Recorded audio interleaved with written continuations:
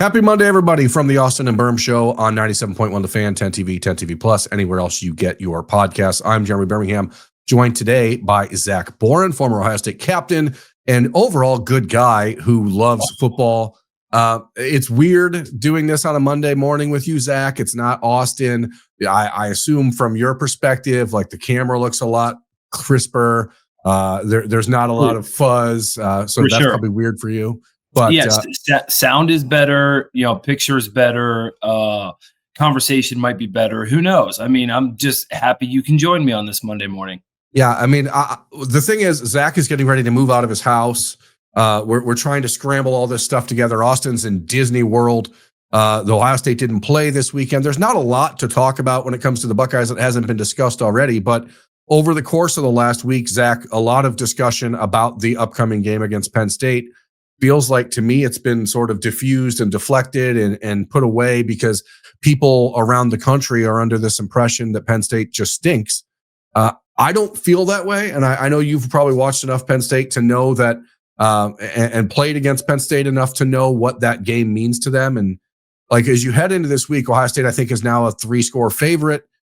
Is that too much? Does it feel weird to you that this game, despite obviously Penn State fired James Franklin. Penn State lost Drew Aller for the season. Penn State's lost 4 games in a row.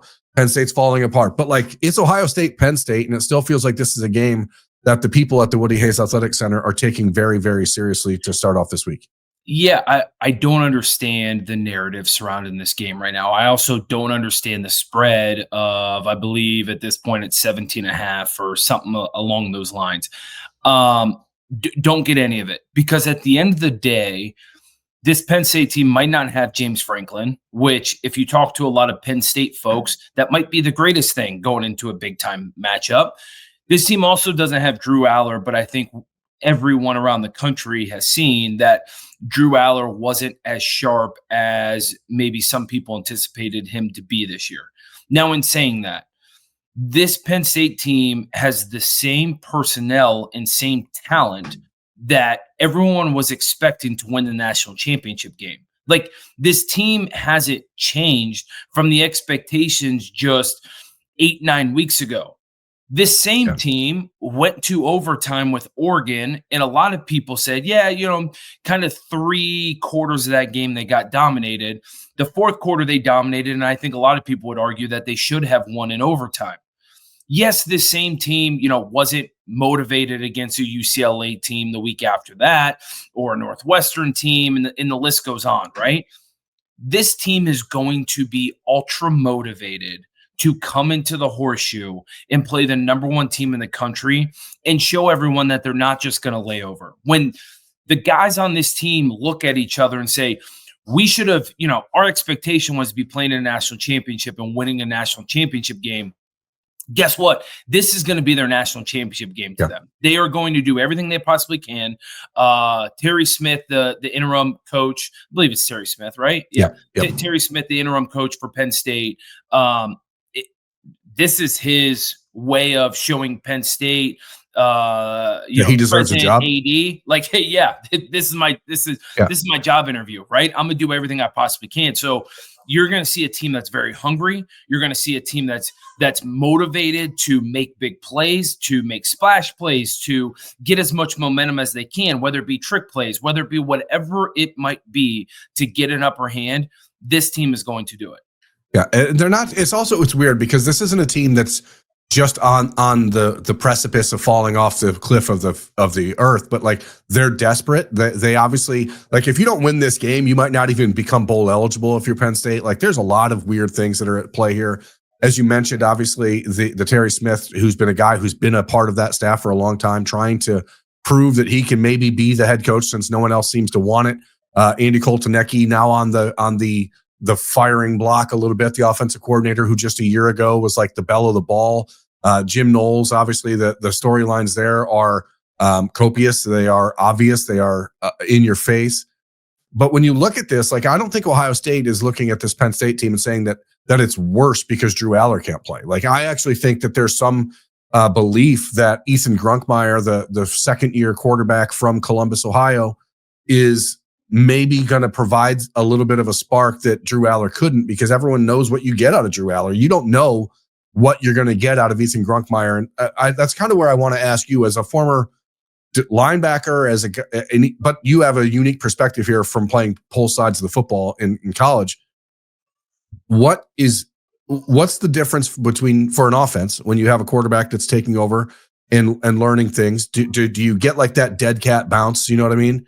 From a guy that's like a new energy, new style of play, etc. And is the difference more felt on offense, or do you feel it if you're trying to prepare for a new guy on defense? Like, what's harder? I think it's definitely more difficult from a defensive planning standpoint on what you're going to get from that guy.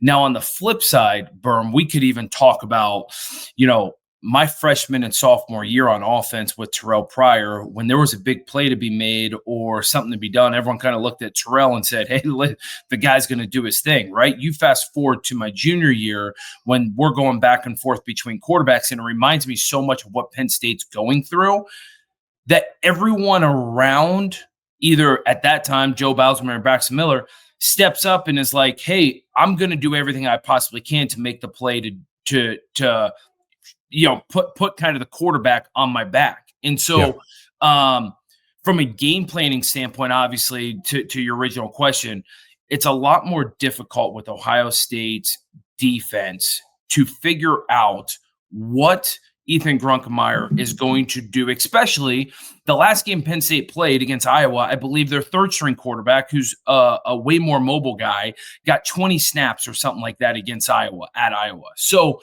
when you start game planning only off of really, 2 games of tape, what are you doing? It's not even really 2 games of tape. It's, Drew Aller got hurt, and I think near halftime of the Northwestern game or late in the game, whatever it was. Late fourth quarter, yeah. Oh, late fourth quarter, right? So you're really going off of just 1 game of tape.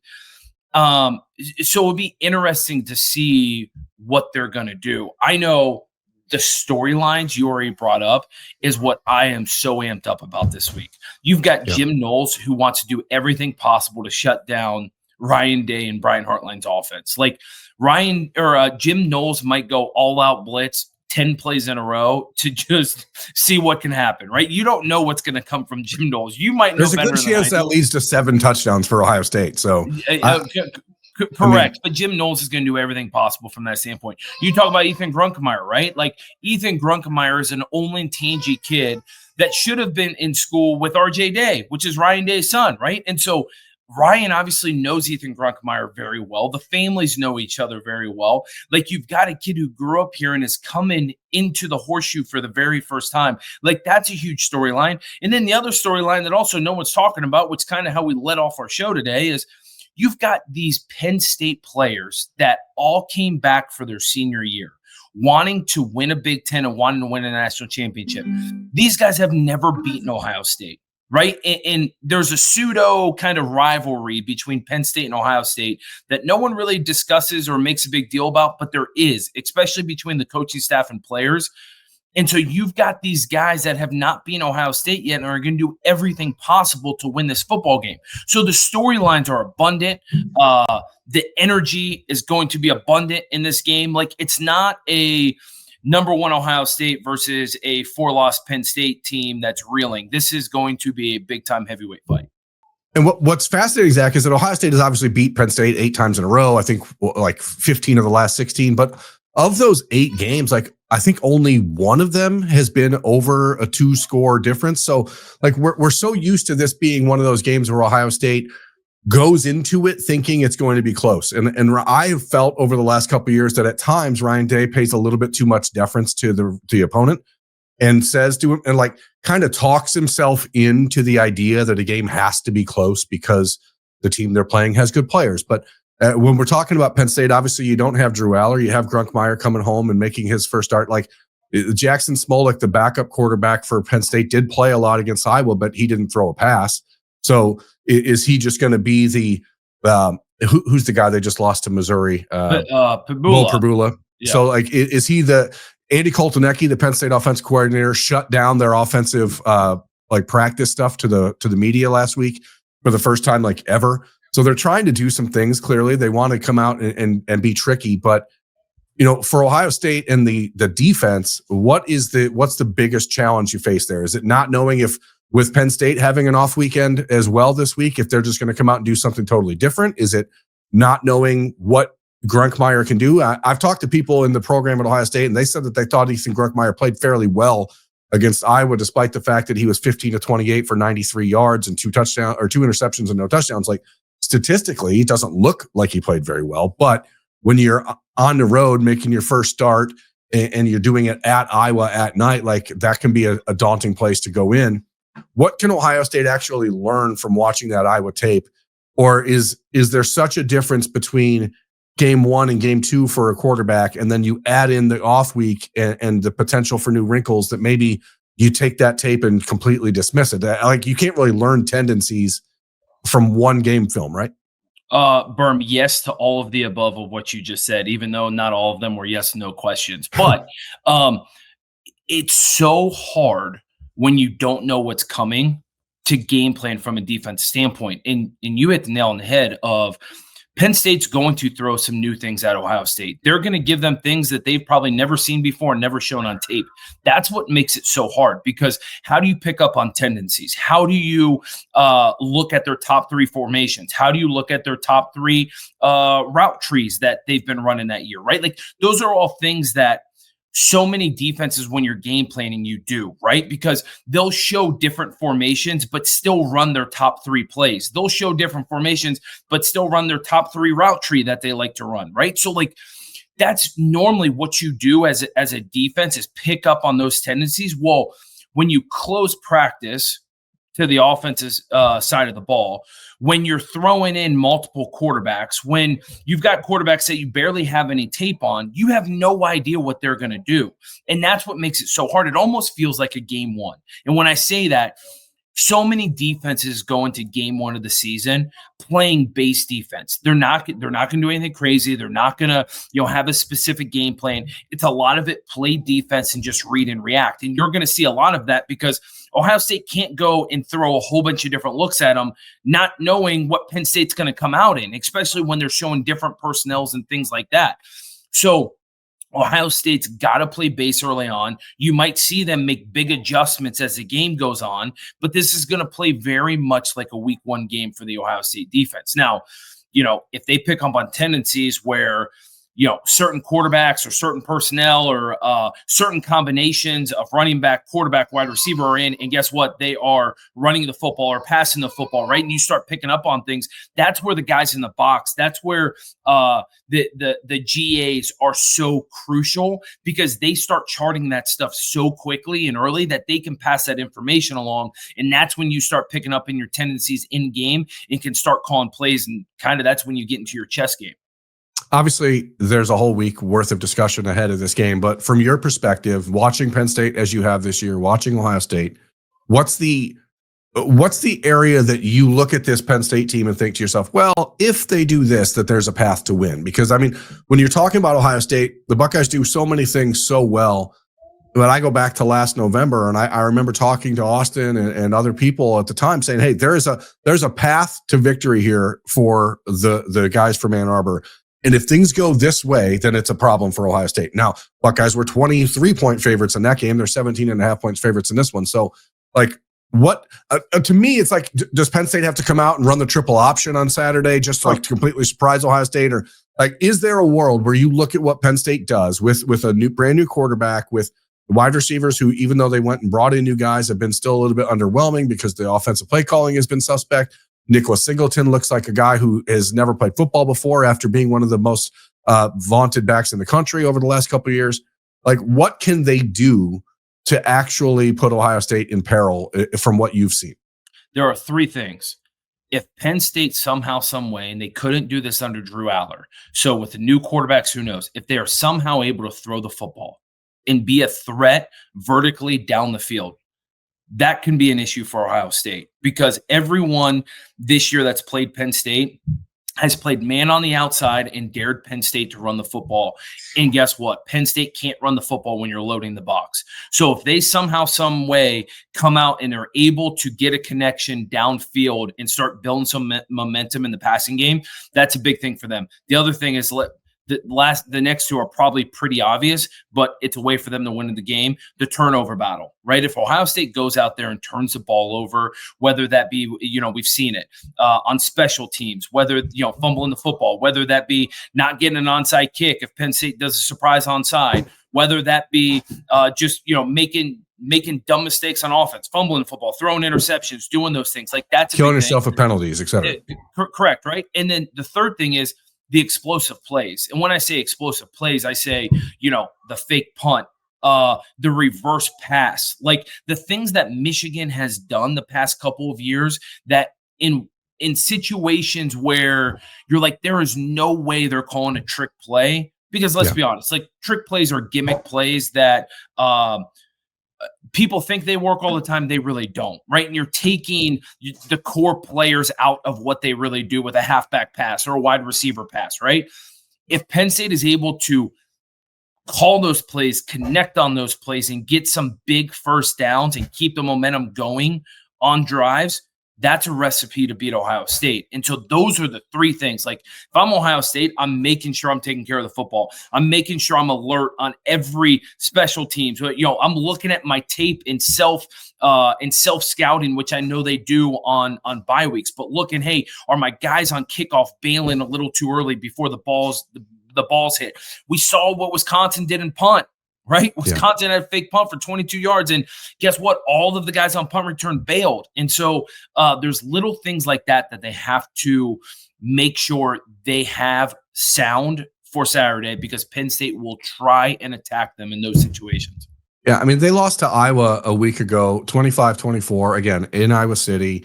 It's a 25-24 game, whatever. Mark Gronowski, the quarterback for Iowa, threw the ball 16 times for a total of 68 yards. Like, Ohio, this is one of those games where you wonder if you're Ryan Day and a team and an offense that has struggled to find some identity, struggled to find consistency in the run game. You see what Iowa did on the ground against Penn State. Now that's without Tony Rojas. We don't know if he'll be back this week or not. Their star linebacker. But Iowa averaged almost 7.5 yards a carry against Penn State last week. Like, I wonder if Ryan Day and the coaching staff thinks that this is a game to get healthy on the ground. And in doing so, like, do you play right into Penn State's hands there by not actually using your weapons? Because as you said, Jim Knowles wants to like try things and take some risks on defense. So like, if you're not willing to take those shots, which I think maybe that was the warning that Ohio State wanted to give for the Wisconsin game when they came out and threw it 42 times, like it just sets up an interesting discussion, because you have a month left of the regular season. You want to get healthy on the ground game. Weather returns, like supposed to be 55, like low chance of rain, not really that windy. Like, but if you're Ohio State, like, are you working on what you need to work on? Or are you going to try to come out and say, hey, we're going to do what this defense is going to allow us to do? And Jim Knowles traditionally is going to allow an offense to take some shots. Yeah. You have to throw the football. You have to open it up. I don't think this is one of those games where you try, inserting your will into the run game and saying, hey, listen, we are going to run the football against you no matter if we're set up for it or not, but we're doing it to set the tone. That's not this kind of game. Jim Knowles, as we all know from him being defense coordinator for here the last number of years, they can give up big plays in the pass game. That is his MO. The communication on the back end, the blitz packages, which turns into man coverage, like they will allow you to take shots. And I think you have to do that early and often to then keep the safeties back, to then you're able to open up the run game. I will say, I don't know about you, Birm, but I'm super excited to see if they put out a crew of Bo Jackson and Isaiah West on Saturday. Like we will see against Penn State, big game. We'll know quickly how much trust they have in the two young guys.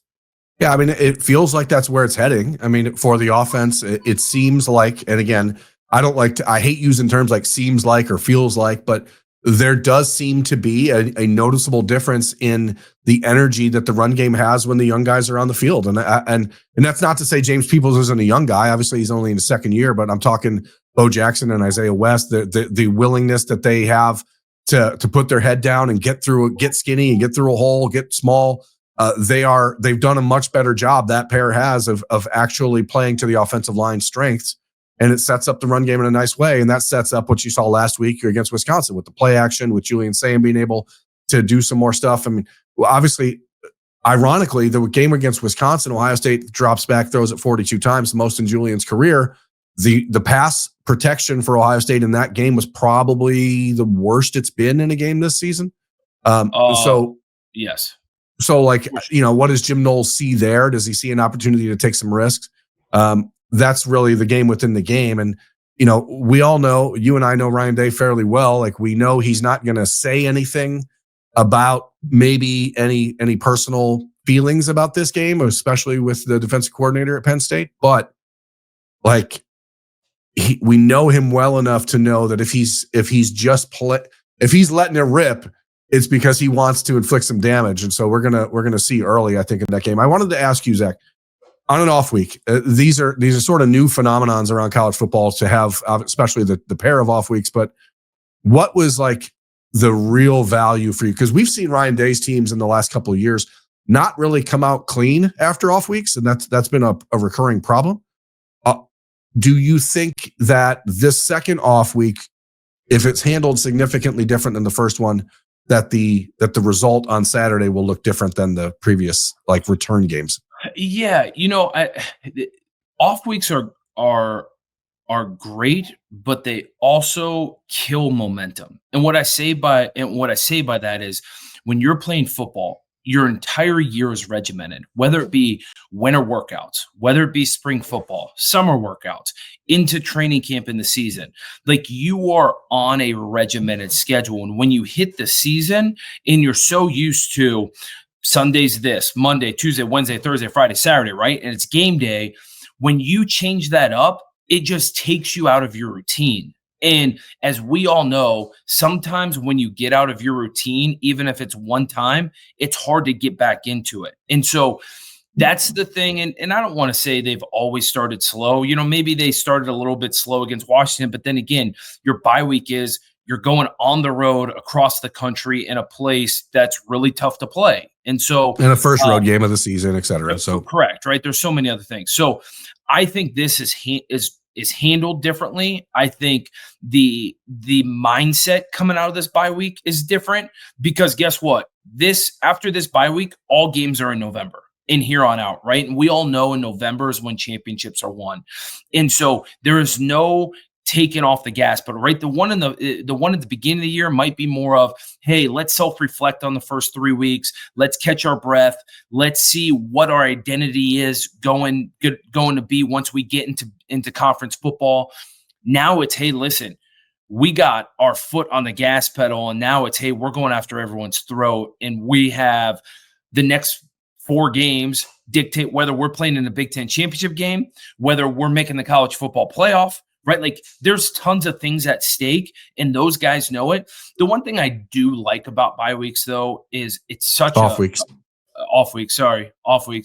is just the mental break, right? Yeah. And everyone talks about physically and everything else. You get as a player, you get so juiced up on Saturdays. It's like you build up your tank and you just let it rip on Saturdays, and you are just blown out. Right. And so to be able to get a week where you sit back, watch college football. I know one of my favorite things was Saturday morning, actually being able to take in College game day, actually being able to sit around and, have pizza and wings with my buddies and watch football. Right. And because normally on those days, guess what? You're getting the juice going, the tank's riled up, and you're burning as much fuel as you can. And so those breaks are great. Those breaks actually bring teams together. Yeah, I mean, they're just great for you mentally. And I think this bye week, Birm, and you could tell me, I feel like Ohio State gets the short end of the stick with their bye weeks. I think this might be the best bye week they could have gotten, knowing that, hey, listen, we got 4 games and all of them are in November, and it's game on from here on out. Yeah, it's set up kind of nicely. I mean, it divided up this season into basically 3 parts. Austin had said it multiple times after the first off week following the Ohio game in September, was that it sort of felt like a second training camp that you could then ramp up toward the Big Ten play and heading on the road to the 3-game road stretch against Wisconsin Illinois and Washington, and making sure that you were ready for that. Now you get, as you said, I think the mental break, which is a pretty important piece of things. But I thought the most interesting thing that I saw in the last week is Ryan Day's decision to move the band day to last week. And that's not something we've talked about yet on the Austin Birm Show or on the beat here on 10 What's your take on that? I think it's pretty smart. I mean, I don't. The reality is, I understand why people love the tradition. Nobody is more of a fan of Ohio State tradition than I am. But with the game happening on Thanksgiving week, that week is so compacted, so shortened. You have to jam so much into that Monday, Tuesday, Wednesday because of Thanksgiving on Thursday, and then travel day on Friday. Like you really have to cram stuff in. I think that moving it to the off week, especially when the off week comes this close to November, I think it's a fine decision. I don't see any problem with it at all. Obviously, you want to, Ross Bjork has said over and over that they want to, it's tradition evolved, right? Like it's still there, but it does make sense to me to not have a bunch of grab ass happening the week of the Michigan game. Like I don't, I've not been in the Woody Hayes Athletic Center when the band's in there doing all that, but to me, it feels like grab ass, and that's fine if you have a normal work week. If you don't have a normal work week and you're shortened to 72 hours to get ready for that game with all the weight that will be on it, especially Michigan's going to go into that game with a chance to go to the Big Ten championship game. So no, they will. They're going to win every game here on out. Right. So that game isn't just about how it makes you feel. Like it's actually for something. And so I think it's a fine decision. I know that some people will push back on it, but as somebody who's participated in that event and somebody who's still around the program regularly now, what is your vibe or what's your take on that decision? I thought it was brilliant. I thought it was absolutely brilliant. I am one that I do love tradition. I do love, we talked about routine. Like I remember when I was at Ohio State, the routine of Michigan week, I loved because you had the band on Sunday. Like you had different events throughout the week, the senior tackle, all those things, right? I loved it. But now more so than ever, back then we were sheltered, right? Like there was no getting through to us. The Woody Hayes was like Fort Knox. Now with NIL and everything else that's going on and the way media is, I mean, it's blown up. And so the amount of access that people have to the Woody Hayes, to players, to different events throughout the week of the Ohio State Michigan game, it's just too much. And so in order to take one of those events that is still a big part of the tradition and move that to the bye week, I think it's brilliant. To your point, everything gets condensed. Not only do things get condensed, and not only is it Thanksgiving, which I love, I don't think the game should ever move from Thanksgiving weekend, but there is just so much that goes into that game now. And to be able to take one of those distractions, remove it. Obviously, we know how the last couple of years have went. I think, there's turkey drives that I know players are a part of. There's multiple different things that players are a part of now. Remove one of those from that week. Let the guys settle in, know how important this game is, and it's a great move by Ryan Day. And for everyone who gets upset about it, I think Ross says it best. It's you take traditions and you tweak them. You can never stay the same. If you're always staying the same, you're never going to get better. And so the traditions that they were doing in the 1950s are obviously different than the ones they do now. The ones that they're doing now are going to continue to get tweaked where the tradition is still there, but it's not what it used to be. And times are changing.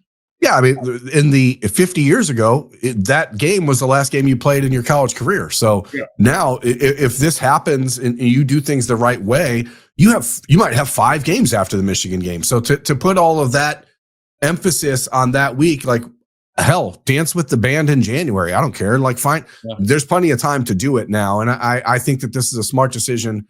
It's one of those moments where you have to be able to acknowledge that maybe.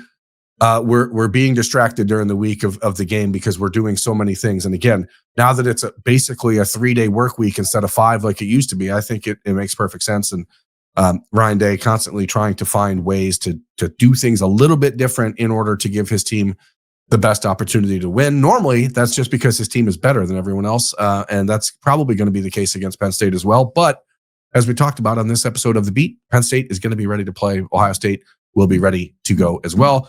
We'll be back with Roosters, the live show at Roosters on Olentangy River Road on Monday morning. The new location is open. So, folks, if you're interested in checking it out, it's beautiful. It's awesome. That's Zach Boren. He's joined us once again for a Boren Blitz on the Beat. I'm Jeremy Birmingham. Thanks for watching, everyone. We will see you later. Have a good day.